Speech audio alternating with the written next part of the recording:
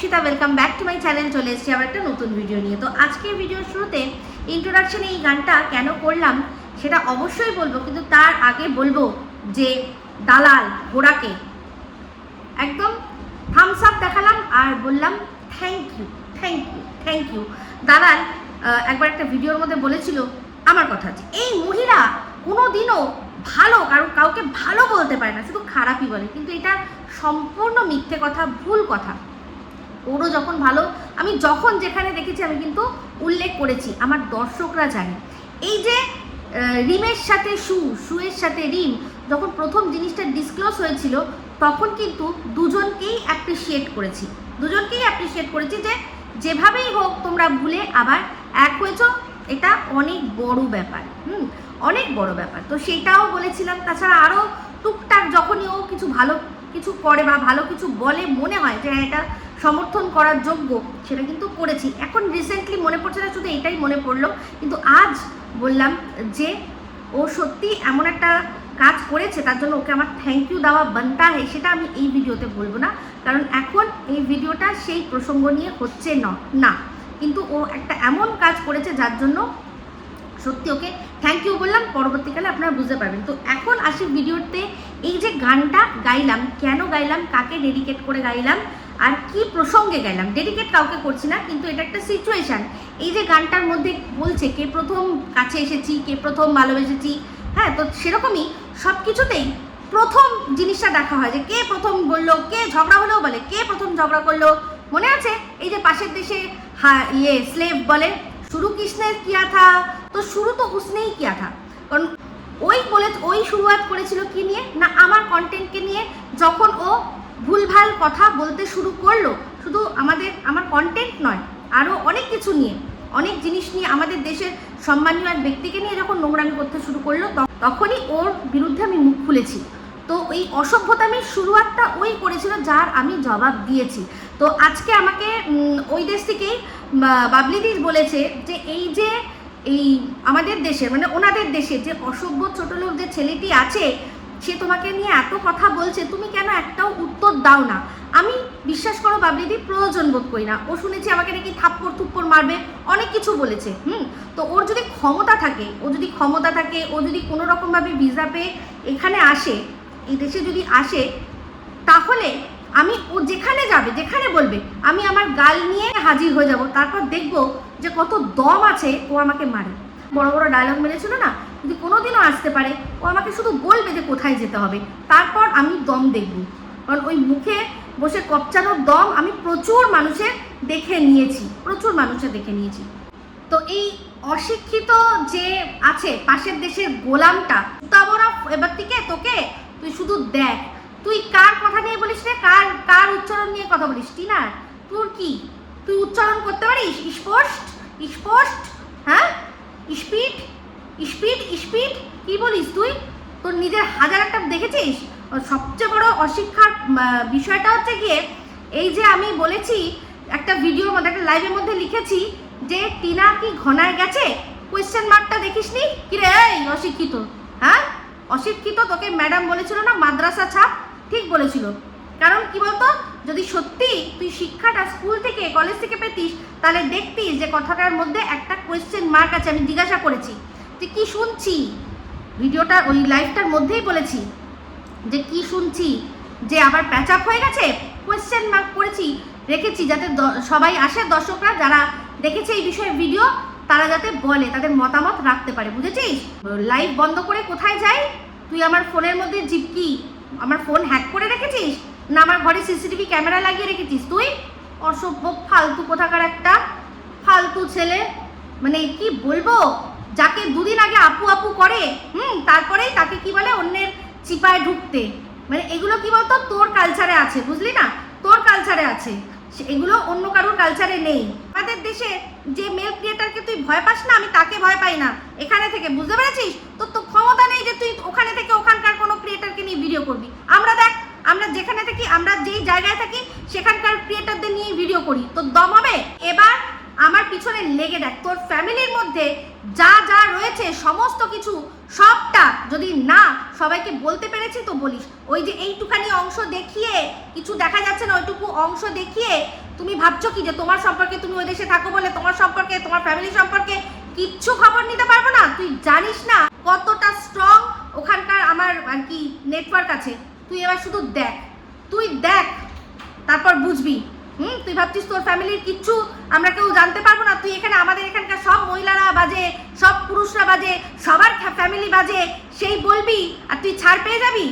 তোর ফ্যামিলির এবার সব কাচ্চা চিটটা আমি খুলবো, দায়িত্ব নিয়ে বললাম। আমার নাকি কন্টেন্ট নেই, হ্যাঁ? আমি ভিউয়ার্সদের নিয়ে, কন্ট্রোভার্সি ক্রিয়েটারদের নিয়ে ভিডিও করি। আর ওরকে আমাদের এখান থেকে এই সিআইডি বাহিনী কিছু না দিলে ও পারবে না। হাজার একদম টিনের নাইটির তলায় সারাক্ষণ ঢুকে থাকবে, তাও কিছু খুঁজে বার করতে পারবে না। যা দেখেন প্রত্যেক কটা জিনিস সমস্ত এখান থেকে স্ক্রিনশট দিয়ে দিয়ে টাইম উল্লেখ করে করে ওকে থালায় সাজায়। এই জন্য সবার শেষে ভিডিও করে, সবার ভিডিও দেখে এবার নিজের একটা ফাটায় দিলাম। এদিকে দেখবেন প্রত্যেকটা জিনিস কিন্তু অলরেডি কেউ না কেউ বলে দিয়েছে, সেগুলোই ওর কাছে যায়, সেগুলো বাসি মাল দেখিয়ে ফাটায় দিলাম। তোর কি আছে?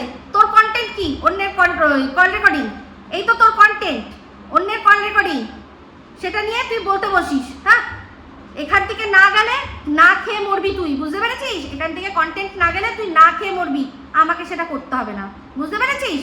বললাম না, সারা বাংলাদেশ স্বাধীন, একমাত্র তুই গোলাম। তুই না, একমাত্র না, তুই ছাড়া আরেকজনও আছে। তোরা দুই গোলাম আছিস, যারা আমাদের পা না চাটলে তোদের চলবে না। যখন যেটা দরকার পড়বে অবশ্যই উত্তর দেবো। ওর ফালতু কথার উত্তর আমার একটু দিতে ইচ্ছা করে না।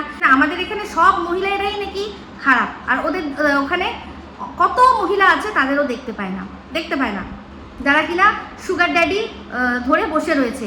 অনেকে আছে, অনেকে সুগার মাম্মি হয়ে বসে রয়েছে, কিন্তু তাদের নিয়ে আলোচনা করার দম বা ধক ওর নেই। এই যে এত বড় একটা সিচুয়েশন সৃষ্টি হলো, এই যে এত জঘন্য একটা কার্যকলাপ হলো এই পেহেলগামে, তার জন্য একটাও কোনো অনুশোচনামূলক কিছু ও ওয়ার্ড কোনো দিয়েছে কিছু বলেছে? বলেনি, বলবেও না। ও আমাদের দেশ থেকে ইনকাম করবে, কিন্তু আমাদের দেশে যেটা মানে কোনো যদি এরকম কোনো ঘটনা ঘটে তাতে ওর কোনো অনুতাপ হওয়ার দরকার নেই। কিন্তু ব্যাপারটা হচ্ছে এটাই যে আমাদের দেশ থেকে ওকে এইসবগুলো দিয়ে, মানে এই যেগুলো ভিডিও করছে সেগুলো দিয়ে ওকে ভিডিও করাচ্ছে, তো ও গোলামি করছে। ওকে যদি ওর মালকিনরা এখন বলে যে আমাকে গালাগালি দিতে, ও দেবে, আমাকে নিয়ে নোংরামি করতে ও করবে, ওকে যা বলবে ও তাই করবে। তো যে মানে কিছু মানুষের হাতের কাঠের পুতুল হয়ে রয়েছে তাকে আর আমি কি বলবো? ওর তো আসল রূপ আমি বুঝতে পারলাম তখনই, যখন বিনা প্রমাণে ও সন্দীপকে নিয়ে এত নোংরামি করে তাকে কি করলো না, হাফ প্যান্ট বাহিনীতে পরিণত করলো। কোনো প্রমাণ কিন্তু সন্দীপের বিরুদ্ধে নেই যেটা নিয়ে আর কি এত নোংরামি করা যায়।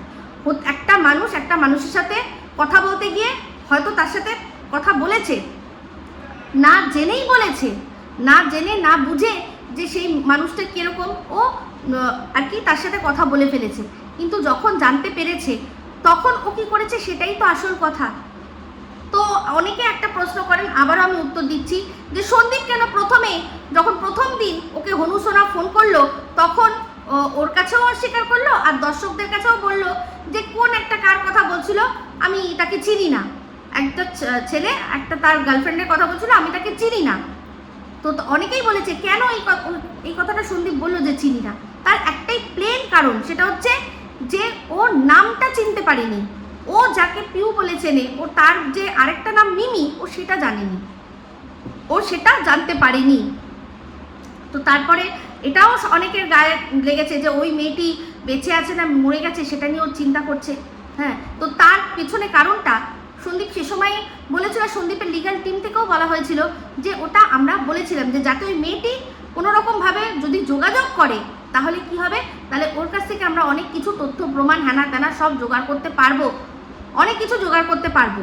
তো যাই হোক, সেই সব নিয়ে আমরা সবটাই জানি, এইটাই কারণ ছিল না চেনা। তারপর যখন একবার চিনতে পেরে গেছে তখন এবার ওকে নিয়ে কি করবে? ও যখন মেয়েটি যখন বলছে যে ও আমাকে শিখিয়েছে, এডিটিং শিখিয়েছে, ওকে অস্বীকার করবে? কি করে অস্বীকার করবে? এডিটিং শিখিয়েছে, খারাপ তো কিছু না, তার জন্য ফোনে কথা বলতে হয়েছে ওকে ঘন্টার পর ঘন্টা, বলেছে বুঝিয়েছে। তো এখানে অনেকেই আছে তারা বলছে যে আমাদের তো বলনি তুমি এটা করেছো, আমাদের তো বলনি তুমি ওটা করেছো, তাদের জন্যই আজকে আমার একটা কমিউনিটি পোস্ট ছিল যে কিছু মানুষের আমি পোল খুলবো, তারাও যে তাদের পার্সোনাল লাইফে কি কি করে আর সেটা দর্শকদের বলে কি বলে না সেটাও আমি তার কাছে প্রশ্নের উত্তর চাইবো। কারণ সেই জিনিসগুলোও কিন্তু একদম ইন্টারনেটের মাধ্যমে হয়, যেটা হয় ইন্টারনেটের মাধ্যমে হয়, সেটাও এক রকমের সোশ্যাল মিডিয়া, ঠিক আছে? তো সেখানেও তারা কি কীর্তিকলাপ করে, তারা কত দর্শকদের কাছে বলে, সেই প্রশ্ন আজকে আমি এরপরে একটা ভিডিওতে উত্তর চাইবো। তো এখন চলে আসি ভিডিওটা কি নিয়ে হচ্ছে। ভিডিও দেখলাম রিমের। তো রিম অনেক কথাই বলেছে। প্রথম একটা কথা বলছে যে boring, such a boring day, such a boring life, ভীষণ বোরিং। কেন? কারণ ওই এক কিমা।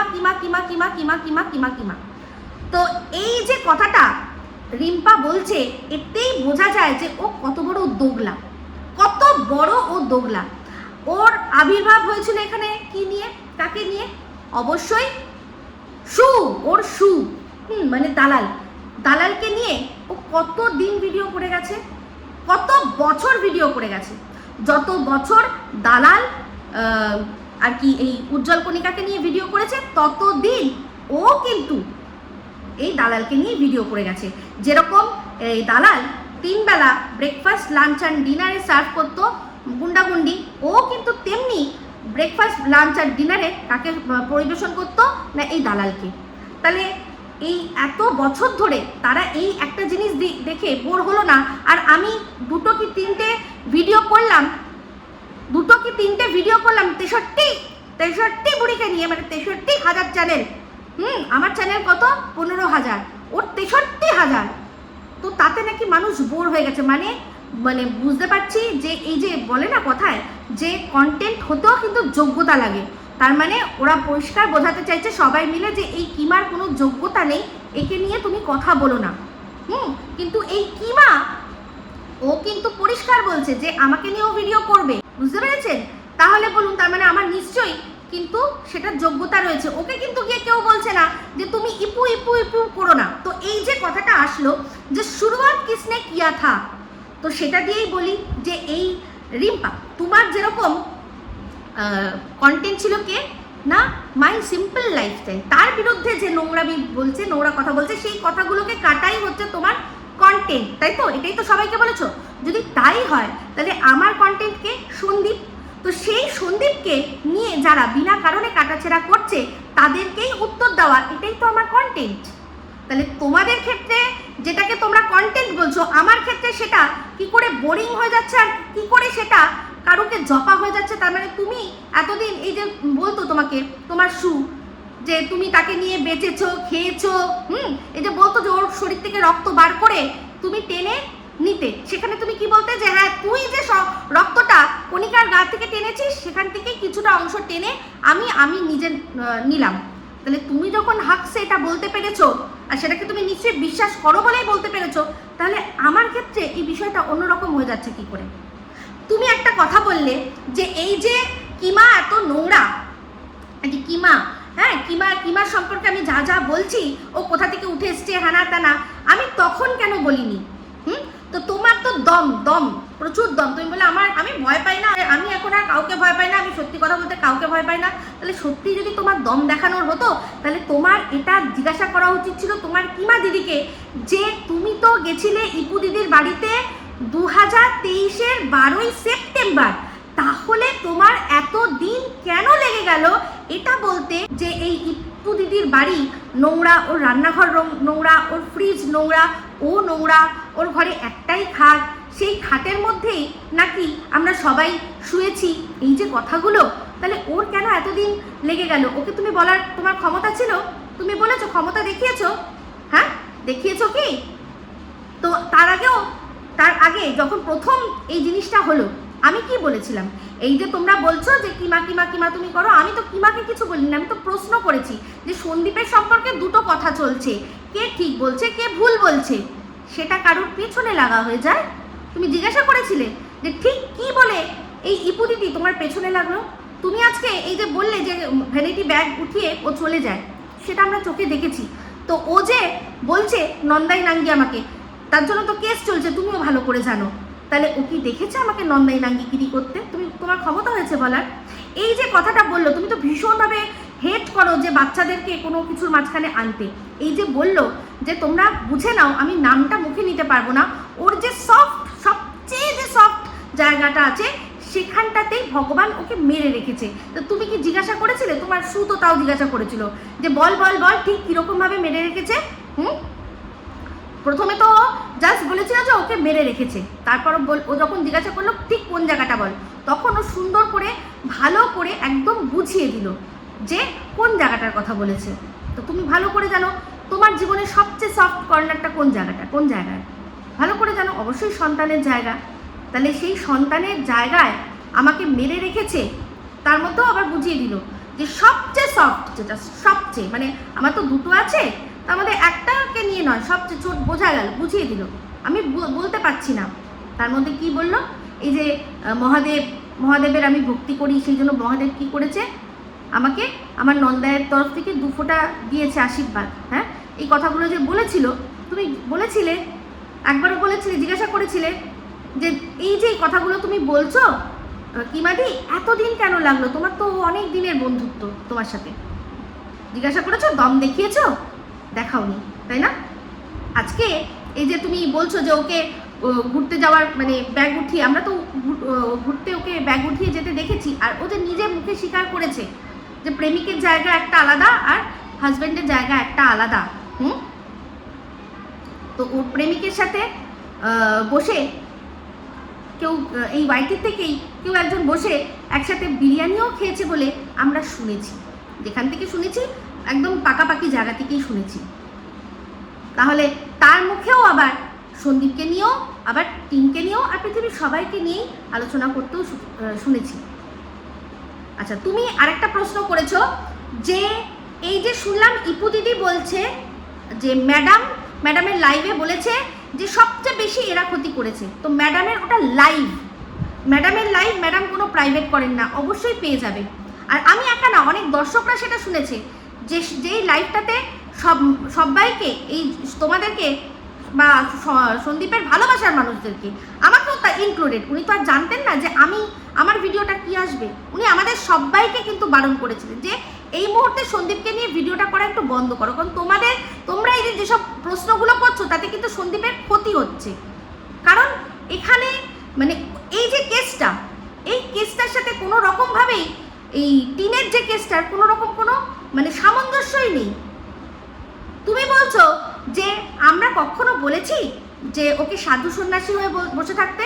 না, মুখে বলনি সাধু সন্ন্যাসী হয়ে বসে থাকতে, কিন্তু যখনই দেখেছো একজনের সাথে কথা বলছে তার মানে সেটা খারাপ। এবার মেয়েটা খারাপ, আমি আবারও বলছি, ভালো মেয়ে খারাপ মেয়ে কারোর গায়ে লেখা থাকে না, আজকে তুমি বলো তো, তুমি তো আমার বরের কাজের জায়গা নিয়ে আবার খোঁচা দিয়ে, আমি বলেছি যে আমার বরের গোল কমপ্লিট হয়ে গেছে। আমার বরের গোল কি? গোল হচ্ছে যেটুকু দরকার সেটুকু ইনকাম হলেই যথেষ্ট, আমি বেশিরভাগটা সময় আমার ফ্যামিলির সাথে কাটাবো, এটাই তার গোল।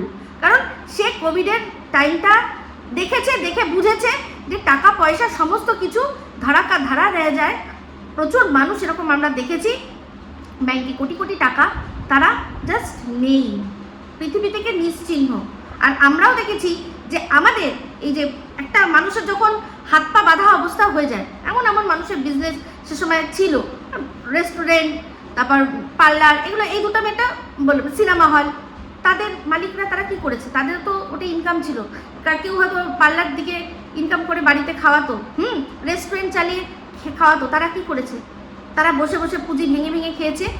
তো এরকমই প্রচুর প্রফেশন আছে যারা বাড়িতে বসে পুঁজি ভেঙে খাইয়েছে, তারা বাড়িতে রয়েছে, তাদের হাত পা সমস্ত চলছে, কিন্তু পরিস্থিতি নেই যে বাইরে গিয়ে কাজ করবে।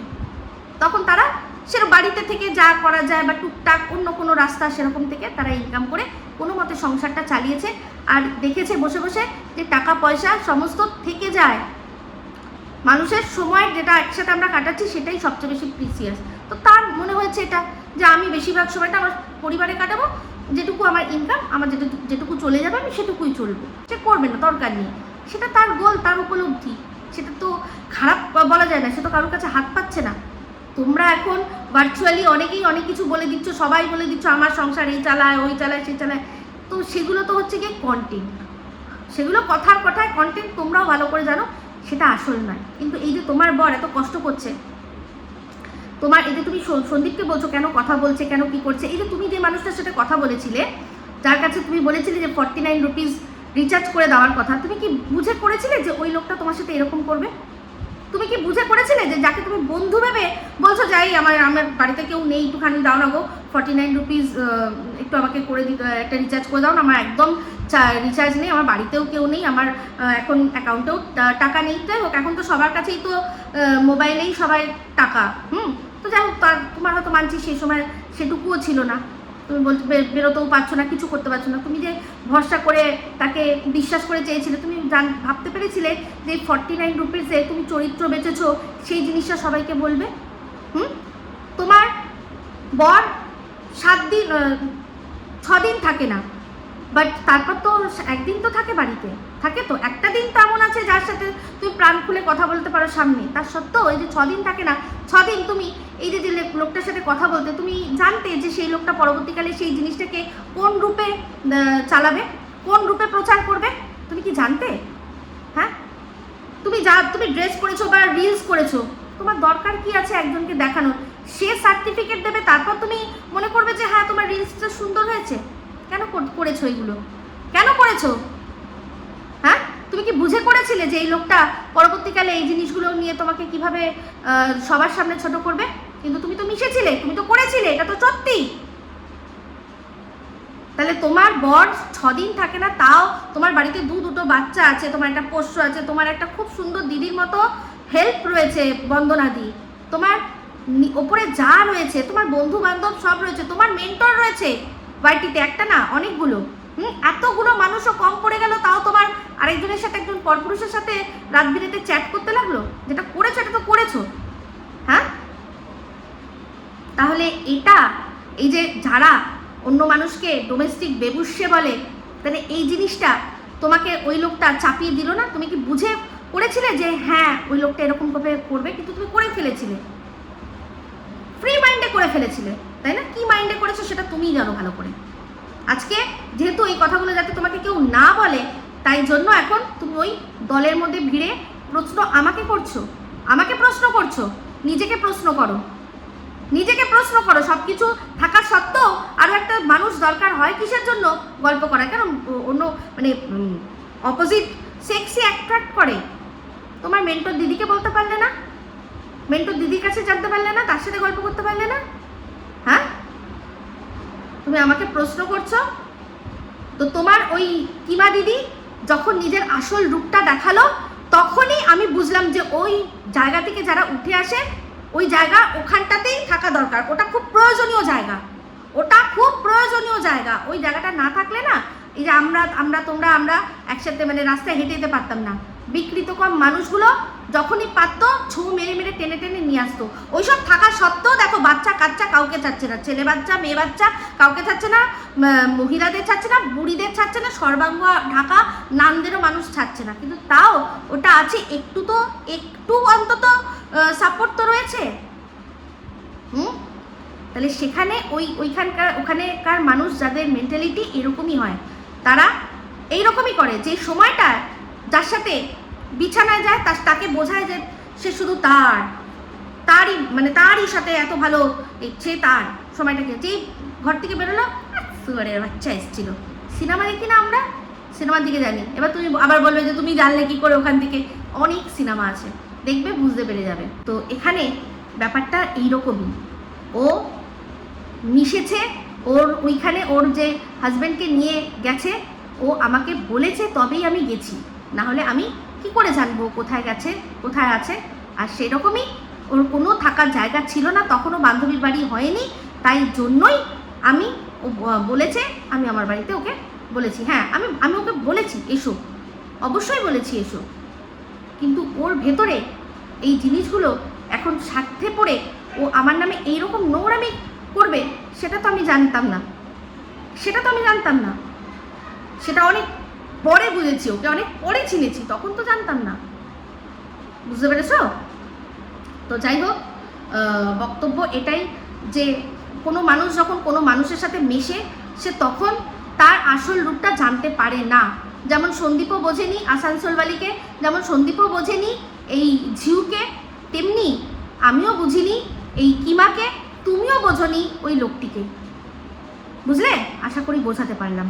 যাই হোক, তুমি বললে যে এই কিমা দিদি একদিন আমাকে ঝেড়ে কাপড় পরিয়ে দিয়েছে, মানে তোমাকে নাকি ঝেড়ে কাপড় পরিয়ে দিয়েছে, সেটা আমরা দেখেছি একটা লাইভে। তোমাকে সেই যে তুমি 49 রুপিজের বিনিময়ে কী কী করেছো সমস্ত ডিটেলে বলে দিয়েছিল, তাও তুমি ওকে ক্ষমা করে দিয়েছো। কারণ তোমাকে উপকারটা তার চেয়ে অনেক বেশি করেছে, যা না ছোট করেছে তার চেয়ে বেশি উপকার করেছে, সেই জন্য তুমি ক্ষমা করে দিয়েছো। তাহলে এই যুক্তিটাতে বলো যে দালাল তোমার কি উপকার করলো, যে তাহলে দালালকে মানে এত কিছু বাচ্চা কাচ্চা সমস্ত, তো 49 ছাড়ো, তাছাড়া বাচ্চা সমেত এত কিছু করলো, ও তোমার কি উপকার করলো কই দেখতে পাচ্ছি না তো। তবে উপকার যে পাচ্ছে সেটা বুঝতে পারছি, নেক্সট ভিডিওতে বোঝাবো। তো যাই হোক, রিম্পার আবার বড় ভিডিওতে অ্যালার্জি আছে, তাই রিম্পার জন্য ছোট্ট একটা ভিডিওই করলাম, বেশি মানে আমি যত বড় করি ছোট। তো ভিডিও শেষে একটাই কথা বলবো, এই যে ও সন্দীপকে নিয়ে, ও বা যারাই সন্দীপকে নিয়ে যখন উইদাউট এনি এভিডেন্স ভুলভাল কথা বলছিল, আমি সেগুলোকেই কন্টেন্ট করেছি। আমি যেহেতু সন্দীপকে ভরসা করেছি, সেরকম কোনো রকম কোনো এভিডেন্স পাইনি, আমি ওর সাথেই ছিলাম আর ওর সাথেই আছি। আর কি বলেছিলাম যে সোনা বাবার পাশে দাঁড়াবো। তো এই যে রিসেন্ট যে এখন ইপু ওই করছে, আমি কিন্তু ওকে নিয়ে কিচ্ছুটি বলিনি। তুমি আসলে ওই যে বললাম না, তুমি আমার ভিডিও দেখো কিন্তু ওর ভিডিওতে দেখার মতো কিচ্ছু নেই, তুমি জানো, তাই দেখো না, তাই তুমি জানো না যে ও রিসেন্টলি এই যে টেনে আমাকে বলছো না যে কিমা না, ও ইপু করে আমাকে টেনে ওর কাছে নিয়ে এসছে। কিসের জন্য? কি বলেছে? যে ওয়াইটিতে দুজন আছে, তার সাথে আমার কোনো আর সম্পর্ক হবে না। কে একজনের নাম আমি দরকার নেই, যার কথা আমি আমারটা বলছি। ও আমার কথা বলেছে যে ওর সাথে তো কোনোদিনও আর কিছু হবে না।